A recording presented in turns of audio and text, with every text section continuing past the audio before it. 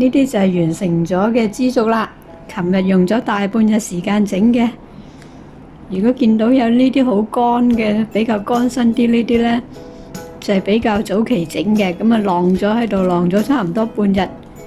但係下半橛咧都係唔係好乾嘅，因為咁樣晾咗喺度呢，啲豆漿都係向下滴嘅，下底呢就比較難乾啲，同埋因為喺個煲入邊啊，冇空氣可以吹到個煲嗰度，變咗個底個尖尖呢啲都係仲係好濕嘅。同埋嗰見到都係零舍濕立立呢啲咧，當鮮枝竹食啦。就係因為係比較夜先完成嘅，我又唔想將啲枝竹擺喺度晾過夜，就將佢哋擺晒落隻碟度，跟住雪落雪櫃，就變咗而家咁啦。一啲迷你嘅枝竹仔，因為整枝竹嗰個盤都係細，所以咧就啲枝竹整起上嚟都係咁嘅樣啦。各位有冇興趣自己整啲枝竹嚟食下？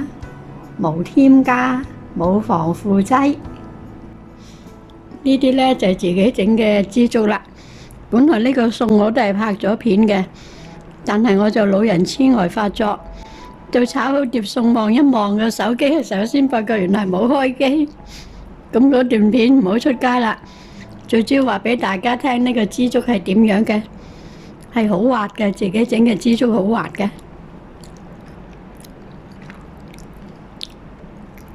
就算我話佢上高咧，已經係吹到好乾，呢啲部分咧都係好滑嘅。